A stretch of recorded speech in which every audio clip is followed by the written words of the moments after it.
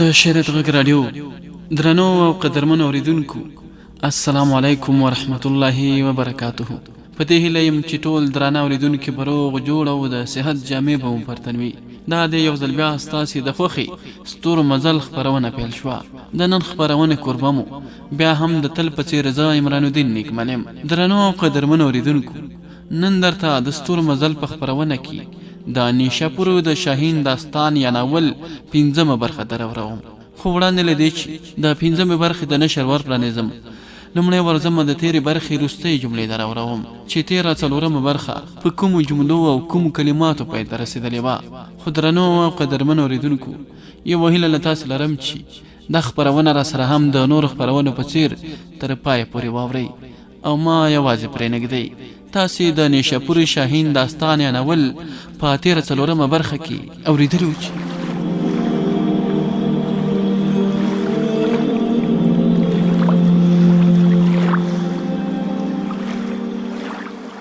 د تالاب په غاړه یو پنډت ناستو.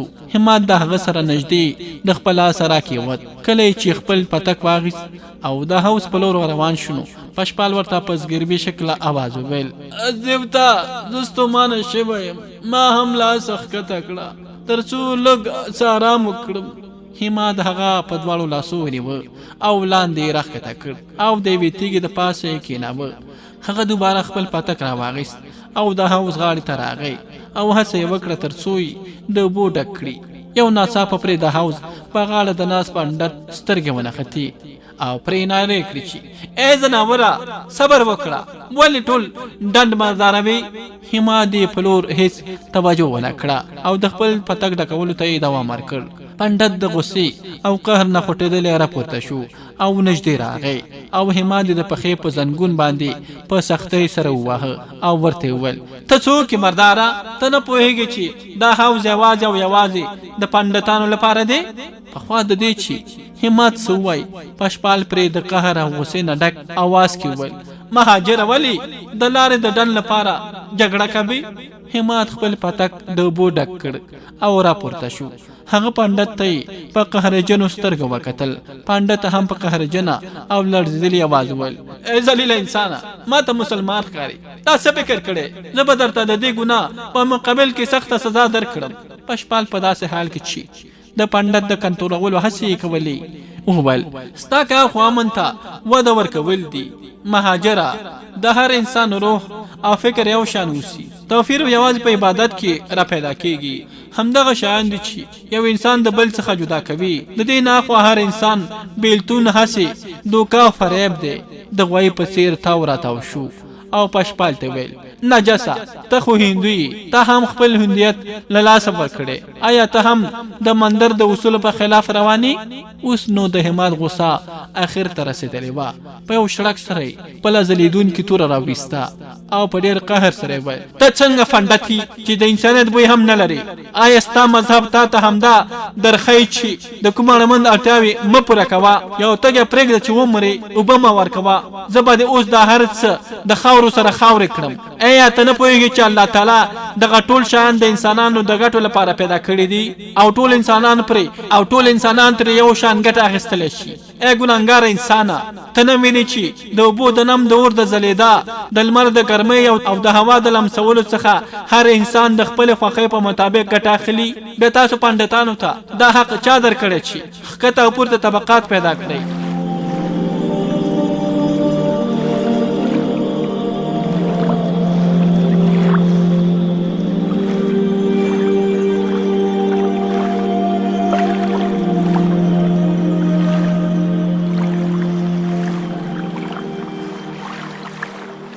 درنو اوریدونکو، تاسې واورېدل چې 4مه برخه په کومو جملو او کومو کلماتو پای ته رسېدلې وه.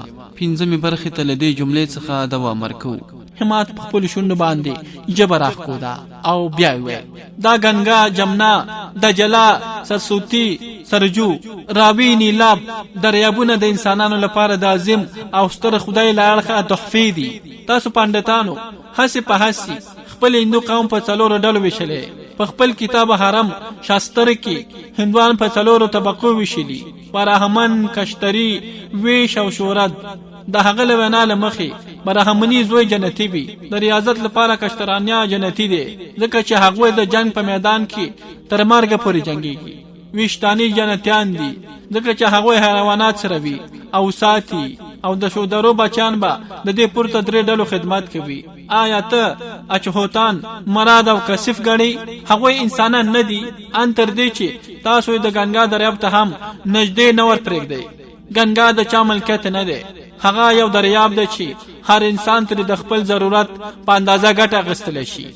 همات خپل توره په هوا کې خوځوله او مخ ته راغی او په ډېره غوسه یې پنډت ته وویل خپل قم دیوتا یا بګوان رایاد کړه ځکه چې زما توره به دې اوس 2 نیمه کړي. پنډت د سر نه تر پښو پورې په لړزانو، د یخنۍ سره سره دا هغه وجود د خولو نه ډک شو. په دې وخت کې پشپال همات ته رغه کړ دیوتا ګناه د انسان څخه کیږي، د دې څخه هم خطا شوي، غوسه د ګناه جرړه ده، لرې وغورځوه توی کړه او دې بیچاره ته بخښنه وکړه. هغه پنډت یو ناڅاپه رامخته شو او د همات په پښو کې ور وغورځېد. راجن راجا ته په رښتیا هم دیوتای ما ته بخښنه وکړه، اوس به بیا کله هم داسې خطا نه کوو.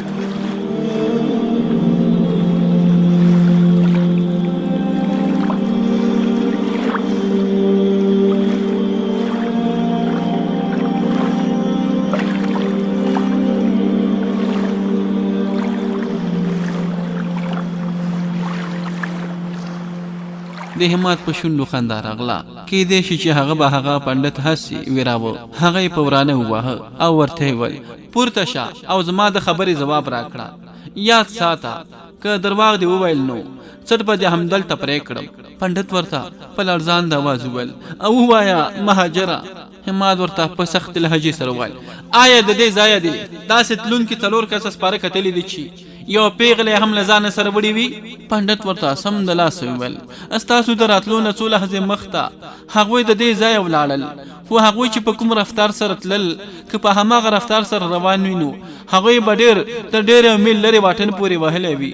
همات سم د لاسه پشپال ته ورغی، اوبه یې ورکړې. پنډت هم د هغوی څنګ ته راغی او د پشپال په لورې اشاره کولو سره وویل شاید چې دا ډېر زخمي شوی وي، دا ستا څه کېږي؟ همات په غور سره د پنډت په لور وکتل او ورته ویل هماغسې لږ انسان چې د بل سره لري.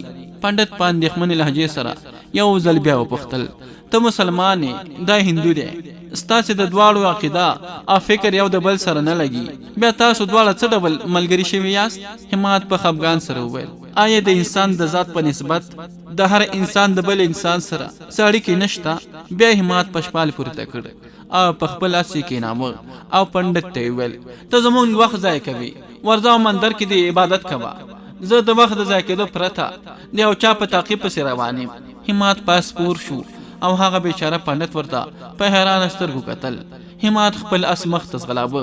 په دې وخت کې د هغه مخ ته ناست پشپال ترې وپوښتل دیوتا تر اوسه دې راته خپل نوم ونه ښود؟ همات یې په اوږه لاس کېښود او ورته یې وویل زما نوم همات دی، همات بن خلدون. آیا عربي؟ اوهو د کومه ځای راغلی؟ د نیشاپور څخه. د څه لپاره؟ تجارت کوو. د لږ څه وخت د چوپتیا وروسته پشپال بیا وویل د هوس په غاړه د هغه پنډت سره ستا خبرو زما روح ته آرام ورکړ. همات ورته په خندا وویل زه داسې وپوهېدم چې ته خفه او ناراضه شوی. پشپال ورته په ډاډ او اطمینان سره وویل چې که څه هم زه کشتري یم خو ماته د مسلمانانو ترمنځ د اوسېدلو پوره وخت ترلاسه شوی دی. ماته ستاسو نظریه او عقیده ډیره محبوبه ده، دا چې خدای هر ځای موجود دی او زوال نه لري. همات تایید وکړ او ورته وویل اوه الله تعالی هر ځای موجود دی او هغه د ازل څخه تر ابده پورې هغه ته فنا او زوال نشته. همات یو ناڅاپه متوجه شو او په حیرانتیا سره وویل پشپاله مخ ته وګوره 4 کسه سپاره روان دي، هغه پیژنې؟ آیا هغوی خو به هماغه نه وي چې ته یې زخمي کړی او خورې در څخه وړې ده؟ ته پشپال په مخ د خوشحالۍ نښې راڅرګندې شوې وي او په ډېرې خوشحالۍ سره ویل اوهو دوی هماغه مجرمین دي، هغه ګوره تر ټولو مخکې زما خور له ځانه سره کېنولې ده. همات خپل اس نور هم تیز کړ او هغوی ته په ورنږدې کېدو سره په خپل لوړ غږ ورغږ کړ ودرېږئ. هغوی څلور واړه ودرېدل او په ډېره بدۍ هماد او د هغه سره سپور پشپال ته وکتل. بیا د هغوی څخه یوې چا چې د پشپال خور له ځانه سره کېنولې وه د پشپال په لور په حیرانتیا سره وکتل او ویې ویل ته تر اوسه ژوندی یې؟ پشپال ورته په ډېر قهر او غضب سره وویل اوهو د باګوان په مرسته او د دې دیوتا د په وخت را رسېدو سره زه ژوندی یم. تاسو خو زه مړ وشمېرلم او راڅخه ولاړئ، خو مرګ او ژوند د باګوان په لاسو کې دی. هماد دا سراکي وت، پشپال هم دا سراکي ویست او په یو تیږه یې کېنوه. بیرته په خپل اس سپور شو او خپله توره او ډال یې راواخیست او د هغوی مخکې ودرېد او ورته یې وویل دا کوهستاني لړۍ په دې ځای کې تاسو څلور واړه د خپل مرګ لپاره تیار شئ. په جواب کې هغوی هم خپلې تورې راوویستې او د پشپال خور ته موقع ترلاسه شوه او داسې راخ کې وته، ځکه هغه چا چې هغه له ځانه سره سپره کړې وه هغه خپله توره او ډال اخیسته او دغه پیغله د پنجو څخه ازاده شوې وه. هغه نیغه راغله او د خپل ورور پشپال تر څنګ کېناسته، د هغه سر په خپل غېږ کې کېښود او پوښتنه او ګروېږنه یې ترې وکړه. کوم ځوان چې د پشپال خور له ځانه سره کېنولې وه هغه خپل اس څو قدمه د هماد په لور ورنږدې کړ او په خپل لوړ غږ سره یې ورته وویل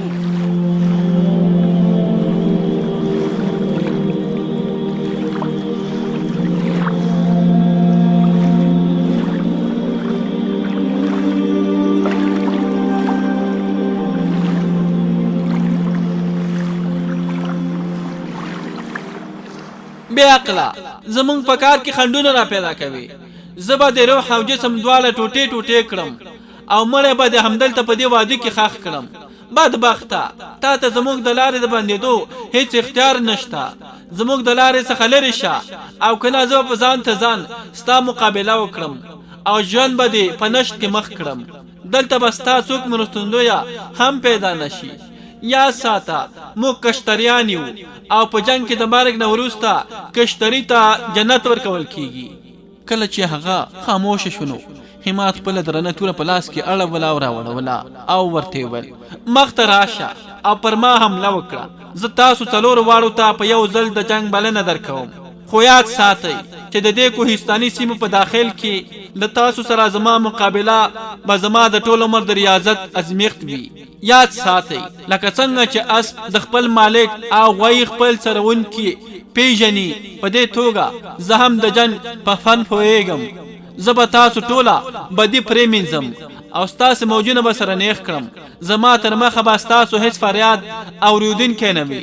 زه تاسو ته ډاډ درکوم چې تاسو هیڅ وار به پر ما اغېز ونه کړي او زه به دې د تورې په زور د خاور په څېر خپل مطیع او فرمانبرداره وګرځوم او د تیارو په څېر به دې اړوند کړم. کله چې زما توره په تاسې را پرېوځي نو بیا به تاسو د څېرونکي د سپي په څېر احمق او ګونګیان وګرځئ. راشئ اوس پر ما باندې یرغل وکړئ تر څو زه پر تاسو باندې خپل ټولې بدۍ پرېمینځم. هغه یوازې ورمخته شوي ورته یو ځل بیا وویل ته ځان ته مسلمان یې. زموږ د څلورو سره یو ځای مقابله کول زموږ د کشتریانو سپکاوی دی. ځان ټینګ کړه، زه در باندې حمله کوم او بیا وینم چې ته د څومره توان او طاقت خاوند دی.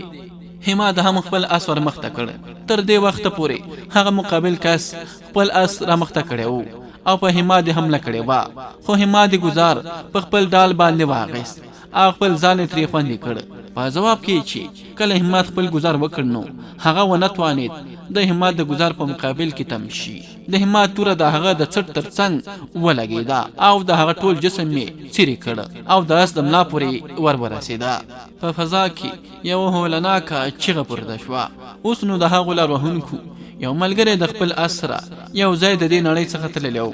پاتې درې کسان هم د هماد تر مخې ټینګ نشول. هماد پرې د توپان په څیر حمله وکړه. تر څنګ یې هغوی وار د مخه د خپل ملګري د مرګ پیښه کتلې وه. نو په دې اساس هماد د همدې کمزورتیا څخه ګټه واخیسته او په څو لمحو کې هغوی هم د تیغه تیر کړل. خپله توره یې وچه کړه او په نیام کې کېښوده او د پشپال څنګ ته راغی. پشپال ورته په خندا وویل دیوتا ستا توان او طاقت په رښتیا هم لا محدود دی. بیا یې د خپل خور په لور اشاره وکړه او ویې ویل دا رتنا زما خور ده. په دې وخت کې خپل خور ته وویل دا هماد بن خلدون دی، زما لپاره دیوتا ثابت شو. که دا نه وای راغلی نو تر اوسه به زما روح لما سره خدای پامنې کړې وه. اوس ما محسوس کړې ده چې زه به ژوندی پاتې شم. راتنا را پورته شوه او د همات تر مخه یې احترام په ځای کړ. بیا یوې خواته شوه او خاموشه ودرېده. همات د لومړي ځل لپاره هغې ته په غور سره وکتل.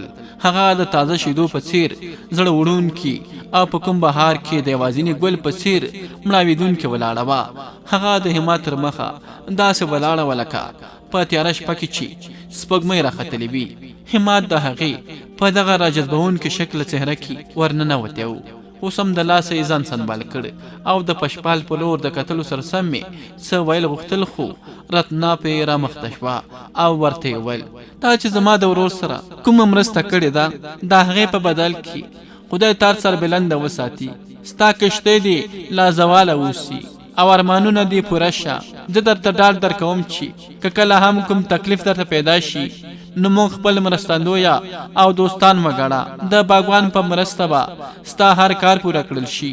د رتنا اواز داسې خوږ و لکه د یخې شپې په درېیم اخري برخه کې چې د مرغانو د افسوس ساز او اواز اوریدل کیږي. هغې د همات په لور په کتلو سره د شرم احساس کاوه. د هغې رنګ د ګلدن په څیر ځلانده و او د ګلاب په څیر ښایسته او غټې غټې سترګې تر لارې لرې پورې د شرم څخه ډکې اوښتې راوښتې. همات د څو لمحو پورې رتنا ته کتل. بیا یې خپل سترګې د اسمان په لور واړولې او پشپال ته یې مخ کړ او پشپال ته یې وویل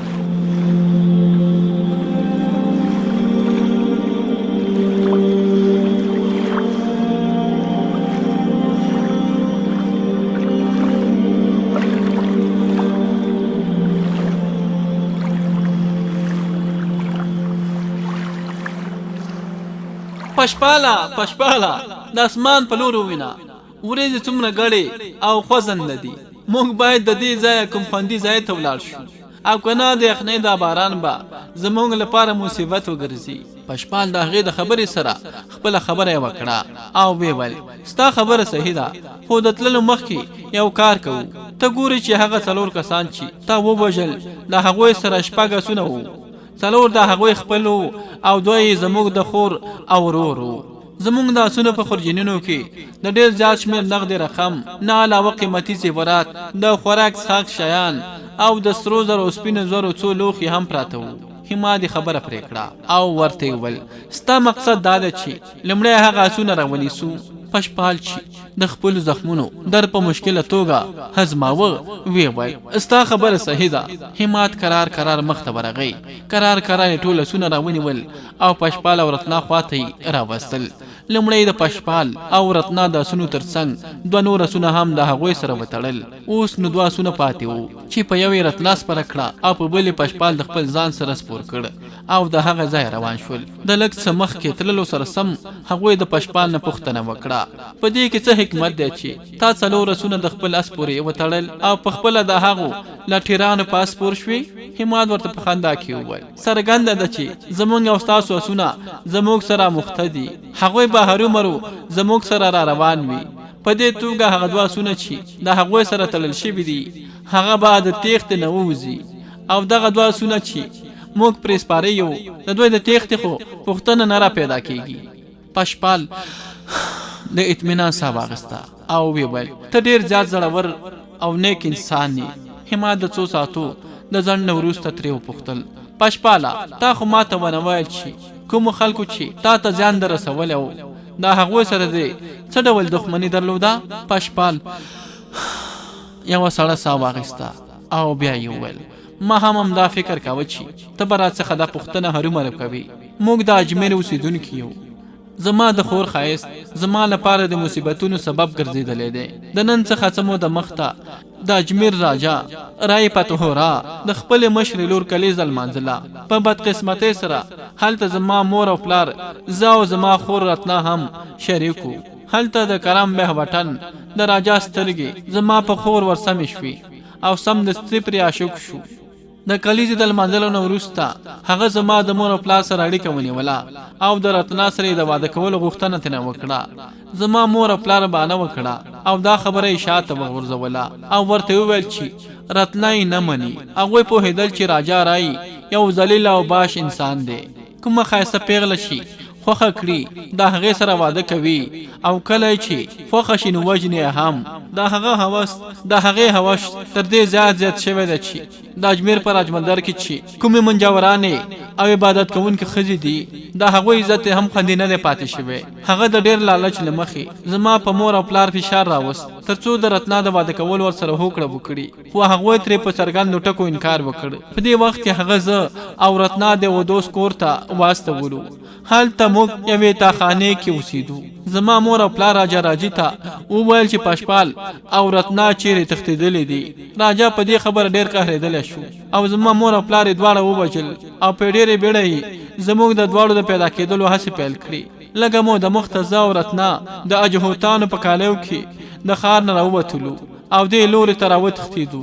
خو د راجا خلکو موږ د سپیو په څیر بوی کولو او زموږ تر شا را روانو. موږ د خپلو ځانونو د خلاصون لپاره ډېره هڅه وکړه خو بریالي نه شو. هغوی زه زخمي کړم او رتنا یې راڅخه وتښتوله. مخ ته چې څه وشول هغه ټول تا په خپله وکتل. همت ترې یو ځل بیا وپوښتل هغوی د کومه ځایه ستاسو تعقیب پیل کړی و؟ پشپال په ستوني کې نښتې خبره راوویسته او ویې ویل هغوی د جمنا او سرسوتي د دریابونو ترمنځ د یوې کوهستاني کلي نه بیرون زموږ تعقیب پیل کړی او دا تعقیب دومره اوږد شو چې موږ یې پوره ستومانه کړو. آخر هغوی پر موږ باندې راوختل. د دې تعقیب په جریان کې موږ خپل اصلي منزل پرېښود ځکه موږ غوښتل چې باهم سین کلي ته ولاړ شو، خو د تعقیب نه مجبور شو لاره بدله کړو. همت ترې یو دم بیا وپوښتل د باهم سین په کلي کې د چا خواته تلې؟ پشپال په زګیروي غږ وویل هلته زما دوه ماماګان اوسېږي. د یو نوم بدري ناد او د بل نوم لکه حراج دی. همت په فکرونو کې ډوب شو ځکه چې هغه هم د سلطان شهاب الدین د هدایت له مخې د بدري ناد سره کتل. پشپال یو ځل بیا د خپلو خبرو له مخې هغه په فکر کې ډوب کړ. لکه حراج زما مشر ماما دی. د هغه د زوی ارجن او رتنا ترمنځ نکاح هم شوې ده. ارجن د هستاناپور د راجا ګنداګاري په لښکرو کې جنرال دی.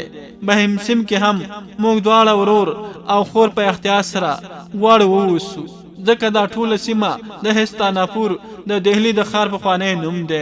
د راجا ګهندارای په حکومت کې شامل دی او د اجمیر د راجا پتوهواري سکه ورور دی. په دې خاطر موږ ته دلته هم خطر شته خو مجبور یو د دې نه اخوا بل کوم ځای هم نه لرو. پشپال خاموش شو. په فضا کې نری باران هم پیل شوی و.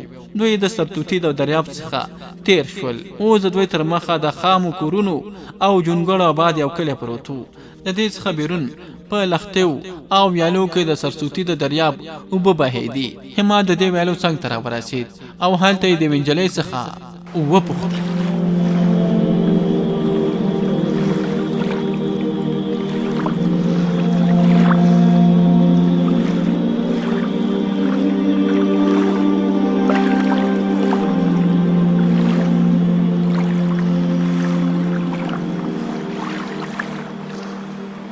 خورې مسافر یو. دا زما ملګری ډېر سخت زخمی دی. باران وریږي او شپه هم راغله. آیا ستاسو په دې کلي کې به موږ ته د سر د پټولو کوم ځای پیدا شي؟ کله چې باران تم شي نو موږ به دوباره روانېږو. دغه نجلۍ ورته په غمجن لهجه وویل زه د رزیل او ټیټ قم لور یم. شاید تا راته هسې په هسې د خور غږ کړی وي. زه شودره یم او د دې کلي اوسېدونکي ټول شودرې دي. په داسې حال کې چې ستا ملګری همدغه نجلۍ د کالو څخه کشتریان معلومیږي او ته راته مسلمان ښکارې. زموږ په مسلک کې موږ ته نجس او پلیت ویل کېږي. حال دا چې تا ماته د خور غږ وکړ. همت د هغې حوصله ورزیاته کړه او ورته ویل زه خو هغه د حرم او مسلک نه منم چې د انسانیت عظمت او وقار ونه پیژني. زه چې په کوم مذهب ایمان لرم په هغې کې د عزت خوند هغه څوک ده چې نیک کارونه وکړي. د دې نه علاوه زما مذهب د نورو ګروهو او عقیدو خاوندانو ته هم د عزت او درنښت په سترګو د کتلو درس ورکوي. مخکې له دې چې هغه پیغله ځواب ورکړي رتنا د غصې نه تاو راتاوه شوه او په حماد ورغه کړ او په ډیره کرک او نفرت سره ورته ویل تا ته چا دا واک درکړی چې زموږ د عقیدې او ګروهې په خلاف خوله راخلاصه کړي ته په خپله نجس نابله ګناهګار او پلیت یې هغه څه دی چې زموږ د عقیدې او ګروهې په خلاف وویل د هغې سزا به هرومرو وویني د هر چا عقیده د هغې خپله ده یو انسان عبادت کوي بل انسان معبد امندر ته ځي یو کلیسا ته ځي بل جومات ته څوک د ښو خلکو په څېر نیک کارونه کوي څوک د شیطان له ویرې د بګوان په لور پناه وړي رتنا تر ډېرې پورې په غوسې او قهر کې اوښته او راوښته ته په خپله بې شرمه یې د کومه وخته چې برهما دغه پیدا کړي نو دا هماغه وخته زموږ د حرم د وطن په هره برخه کې پور شوي دي که چیرې ستا په خپل ځان کې کوم کمی نه وي نو زموږ د عقیدې په غاړه چاړه مه راکاږه ګوره یوه خبره یاده ساته څوک چې پاک دی همهغوی زموږ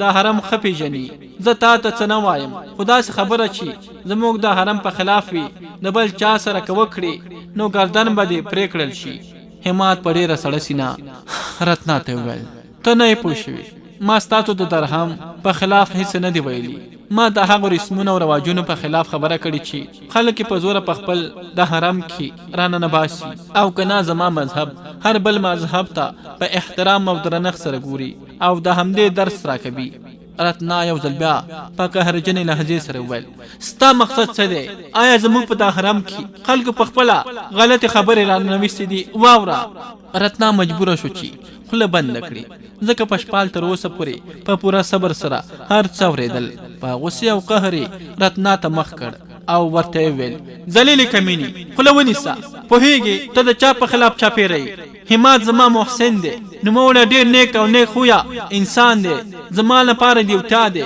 هغه دیوتا چې خلک عبادت کوي ته د مذهب په تعصب کې ړنده شوې که چیرې داسې کومه خبره ده چې د حماد په خلاف د ژبې څخه راووته نو زه به د په بیتي باندې دغه تیزه ژبه د بیخه پرې کړم بیا پشپال خپل دواړه لاسونه جوړه کړل او د حماد په لورې وکتل او ورته ویل مهاجره ستا په مقابل کې د خپلې خور د ناروا سلوک په خاطر ستا نه بخښنه غواړم حماد د پشپال جوړه شوي لاسونه په خپلو لاسو کې ونیول او ورته وویل ته په دې مه غمګین کېږه ستا د خور خبرې ما ته د زغم او ذلت سبب نه ګرځي که چیرې ما ته په بدو سپکو ویلو د هغې زړه ته سکون پیدا کېږي نو دا زما لپاره د ثواب او نیکبختۍ سبب ګرځي بیا حماد هغې بلې پیغلې ته وویل خورې تا زما د خبرې ځواب را نه کړ په داسې حال کې چې ته وینې چې باران هره شیبه زیاتېږي او زما دغه ملګری زخمي هم دی هغې نجلۍ ورته په ژړغوني اواز وویل مهاجره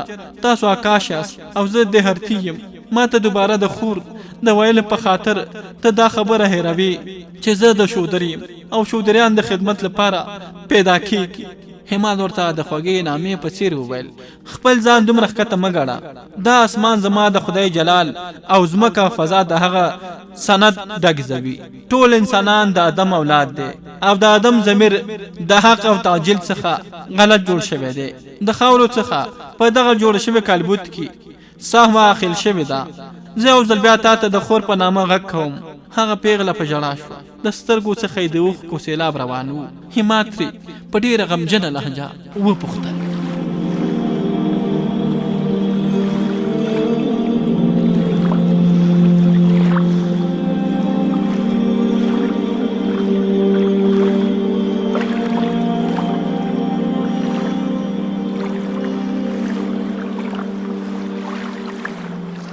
د ستورو مزل د خپرونې درنو او قدرمنو اوریدونکو دا وه د نیشاپور د شاهین داستان یا ناول 5مه برخه دا چې په راتلونکي 6مه برخه کې به د کومو پیښو او موضوعاتو سره مخ کیږو په همدې ځای د نظر عمران الدین نیکمل اجازه غواړم تاسو چې هر چېرته استئ خوشحاله او سوکاله ژوند ولرئ خو موږ در سره هم په دعاو کې یاد ساتئ الله مو مل ښه وختونه ولرئ